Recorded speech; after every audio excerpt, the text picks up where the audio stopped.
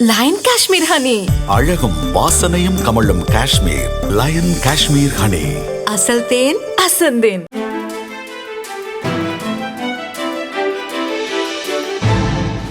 தட்டை, சீடை, முறுக்கு, ரிப்பன் போகடா, அதிரசம் என்ன வேணாலும் செய்யுங்க.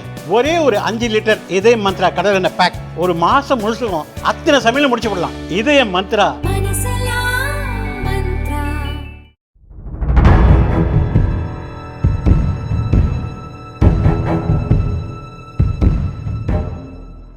திருவள்ளூர் மாவட்டம் ஆரப்பாக்கம் பகுதியை சேர்ந்த 10 வயது சிறுமியை கொடூரன் ஒருத்தன் மாந்தோப்புக்குள் கடத்தி சென்று பாலியல் வன்கொடுமை செய்த சம்பவம் தமிழகத்தையே உலுக்கி போட்டது. பாலியல் வன்கொடுமை நடப்பதற்கு முன்பு பட்டப்பகலில் நடு ரோட்டில் சிறுமியை வாயை பொத்தி மாந்தோப்புக்குள் தூக்கி செல்லும் சிசிடிவி காட்சி ஏற்கனவே வெளியாகி நெஞ்சை பதைபதைக்க வைத்தது.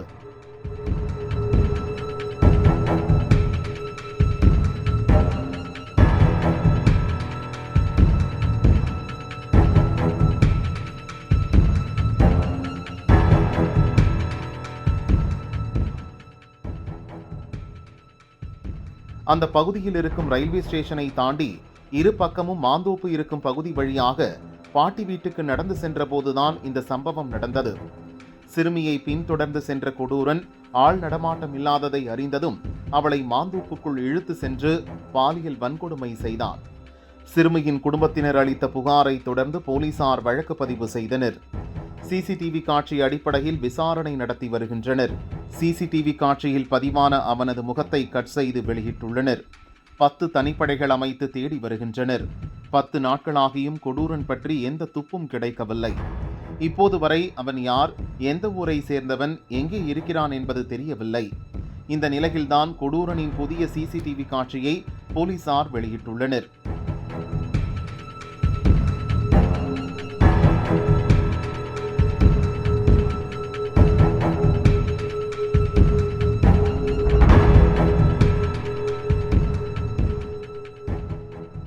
சிறுமியை கடத்துவதற்கு முன்பு மாந்தோப்பு ஒன்றின் பின்பக்க நுழைவாயில் பகுதியில் கண்ணில் யாராவது படமாட்டார்களா என்று அந்த வெறியன் காத்து கொண்டிருக்கிறான். இதில் அவனது முகம் ஓரளவு தெளிவாக பதிவாகி உள்ளது. நேற்றுதான் சம்பவம் பற்றி பல திடுக்கிடும் தகவல்கள் வெளியானது. அதாவது ரயில் மூலம்தான் அந்த பகுதிக்கு கொடூரன் வந்து இருக்கிறான்.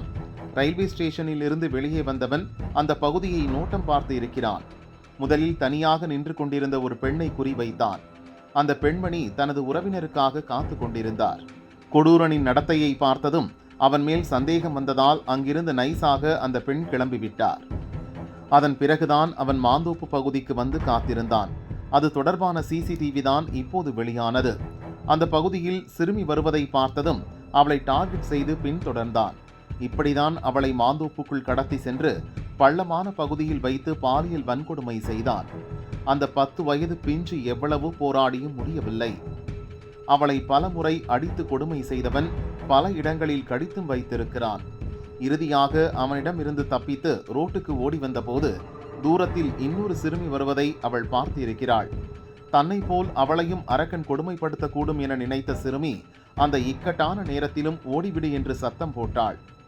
ஏதோ விபரீதம் என்று உணர்ந்த அந்த சிறுமியும் குடியிருப்புகள் இருக்கும் பகுதியை பார்த்து ஓடி தப்பித்து இருக்கிறாள். சம்பவம் நடந்த விதம் சிசிடிவி காட்சிகளை வைத்து பார்க்கும்போது கொடூரன் வடமாநிலத்தைச் சேர்ந்தவனாக இருக்கக்கூடும் என்று போலீசார் சந்தேகப்படுகின்றனர். இதை உறுதி செய்யும் வகையில் சிறுமியின் வாக்குமூலம் இருந்தது. சிறுமியை கொடுமைப்படுத்தும் போது அவனது போனுக்கு பலமுறை கால் வந்திருக்கிறது.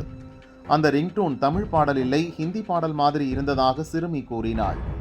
எனவே வடமாநிலத்தைச் சேர்ந்தவன்தான் இந்த கொடூர சம்பவத்தை செய்திருக்கக்கூடும் என்பது கிட்டத்தட்ட உறுதியாகிவிட்டது. ஆனால் அவனை பிடிப்பதுதான் போலீசாருக்கு இப்போது குதிரை கொம்பாக இருக்கிறது.